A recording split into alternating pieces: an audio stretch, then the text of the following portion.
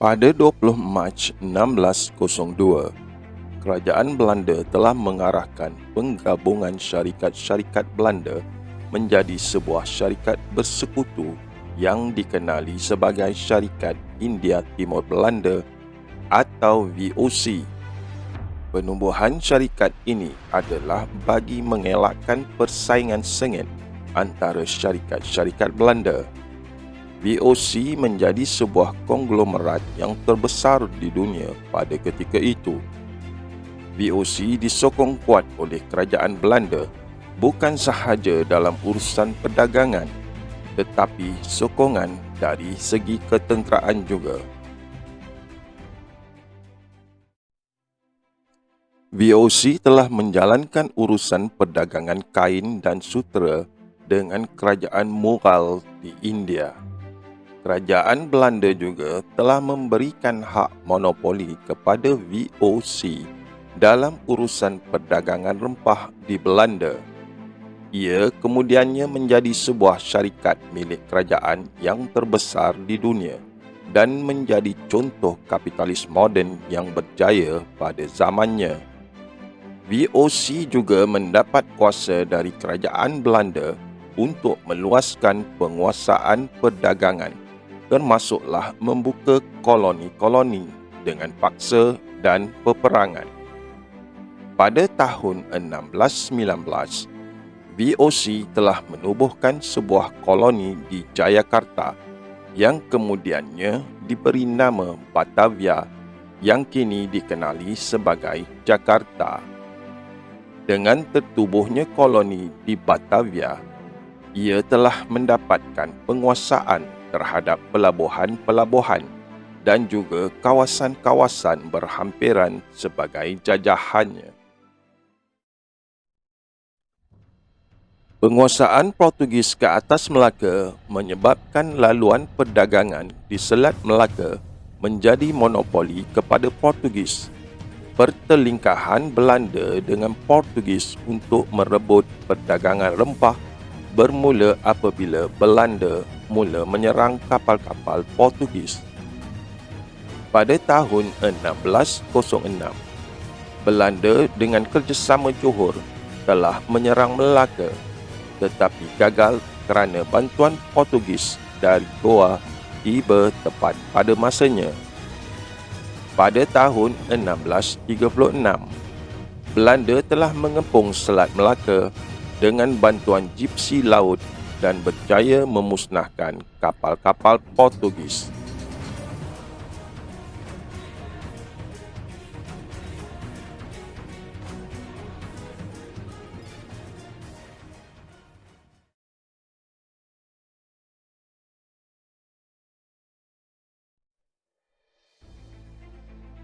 Pada bulan Mei 1640, Gubernur Jeneral Belanda di Batavia, Antonio van Diemen, telah membuat rancangan besar-besaran bagi menaluki Melaka. Belanda telah berpakat dengan Johor untuk membantu menawan Melaka.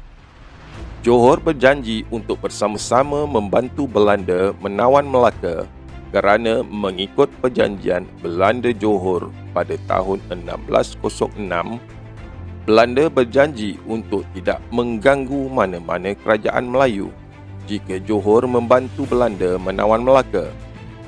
Pada bulan Ogos 1640, Belanda bersama-sama 1,500 askar Johor di bawah pimpinan Laksmana Tun Abdul Jamil telah menyerang Melaka.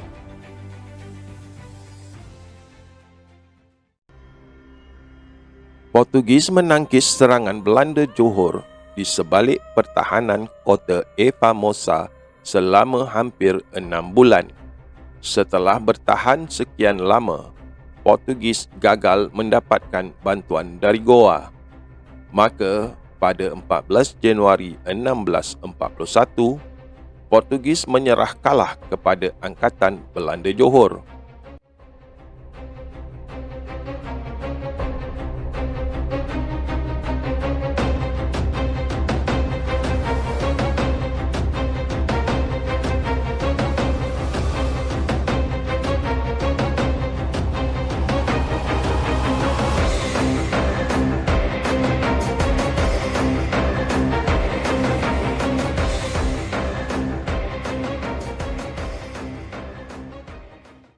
Johor memberikan penguasaan Belanda ke atas Melaka, seperti mana mengikut perjanjian Belanda-Johor yang dimeterai pada tahun 1606. Dengan kekalahan Portugis ini, maka berakhirlah penguasaan Portugis ke atas Melaka selama 130 tahun.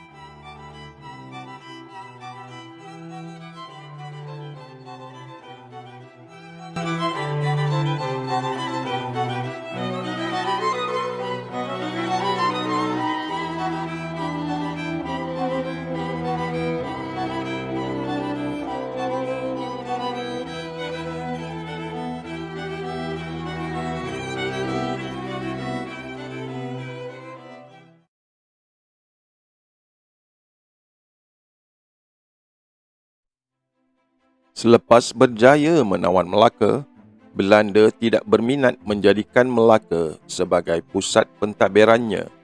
Sebaliknya, Belanda ingin terus memajukan Batavia sebagai kota pentadbiran Belanda di India Timur. Belanda telah meletakkan beberapa orang gubernur di Melaka, bermula dengan Johan van Twist dari tahun 1641 hingga 1642. Seramai 33 orang gubernur telah dilantik mentadbir Melaka dari tahun 1641 hingga 1795. Akibat peperangan Napoleonik pada tahun 1795, Inggeris telah melantik residen-residennya bagi mentadbir Melaka sehingga 1818. Seramai 7 orang residen Inggeris telah mentadbir Melaka dalam tempoh tersebut, bermula dari Archibald Brown dan berakhir dengan William Farquhar. Setelah berakhirnya peperangan Napoleonik, Belanda mendapat kembali penguasaan ke atas Melaka dari Inggeris melalui Perjanjian Inggeris-Belanda 1814.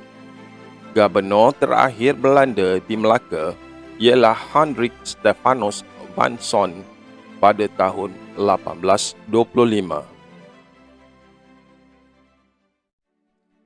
Semasa pemerintahan Belanda di Melaka, Belanda telah memperbaiki dan menguatkan kubu kota Melaka dan membina bangunan pentadbiran gubernur yang dikenali sebagai State House.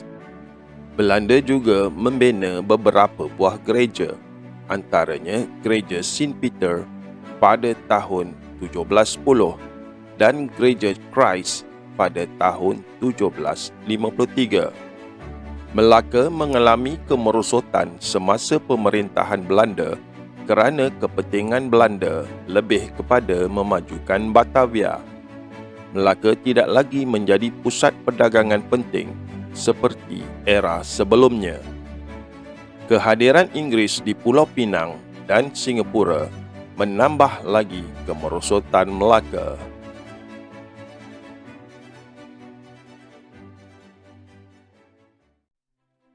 Pemerintahan Belanda di Melaka selama 183 tahun dari 1641 hingga 1825 yang diselakan oleh pemerintahan sementara Inggeris dari 1795 hingga 1818 akibat peperangan Napoleonik, memperlihatkan hanya sedikit gangguan serius oleh kerajaan-kerajaan Melayu.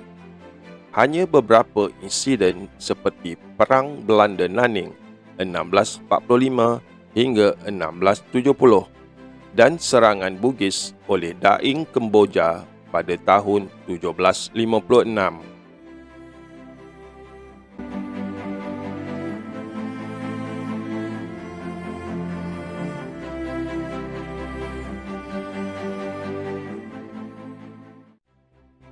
Ketibaan Inggeris ke wilayah Nusantara memberi kesan kepada penguasaan Belanda dalam urusan perdagangan. Inggris mula bertapak di Bengkulu, Sumatera pada tahun 1685 melalui Syarikat Hindia Timur Inggeris atau EIC. Pada tahun 1714, EIC telah membina kubu pertahanan di Bengkulu dengan perkenan pemerintah tempatan bagi tujuan mengekang ancaman dari pihak Belanda. Persaingan perdagangan antara Inggeris dan Belanda telah menjurus kepada Perjanjian Inggeris-Belanda pada 17 Mac 1824. Perjanjian ini adalah bagi penambahbaikan kepada Perjanjian Inggeris-Belanda pada tahun 1814. Perjanjian Inggeris-Belanda pada tahun 1824 telah menggariskan sempadan pentadbiran antara Inggeris dengan Belanda.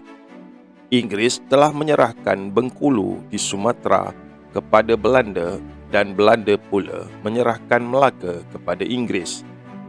Dengan termeterinya perjanjian ini, maka penguasaan Belanda ke atas Melaka pun berakhir. Perjanjian ini juga memaktubkan hak-hak perdagangan antara Inggris dan Belanda serta dapat mengelakkan peperangan antara kedua belah pihak. Akibat dari perjanjian ini, Kerajaan Johor Riau telah terbahagi kepada dua kuasa penjajah dan penguasaan Johor terhadap kawasan di Sumatera dan Kepulauan Riau telah terhapus. Pelaksanaan Perjanjian Inggeris-Belanda telah mewujudkan dua negara bangsa iaitu Malaysia dan Indonesia dewasa ini. Dasar pemecahan ini dapatlah dilihat sebagai melemahkan kerajaan-kerajaan Melayu yang wujud pada ketika itu. Kegagalan kerajaan-kerajaan Melayu bersatu menentang penjajahan telah mengakibatkan penguasaan penjajah ke atas wilayah-wilayah kerajaan Melayu dan dengan sewenang-wenangnya membahagikan kuasa dan tanah jajahan mengikut selera mereka. Belanda menjadi kuasa dominan di Kepulauan Sumatera, Jawa serta kepulauan-kepulauan sekitarnya yang kini menjadi sebahagian dari Indonesia. Sementara Inggris menguasai semenanjung Tanah Melayu dan Singapura. Penjajahan Inggris ke atas Tanah Melayu akan dibincangkan di video yang akan datang. Sila like dan subscribe serta tekan butang loceng bagi mendapatkan notifikasi video-video mendatang.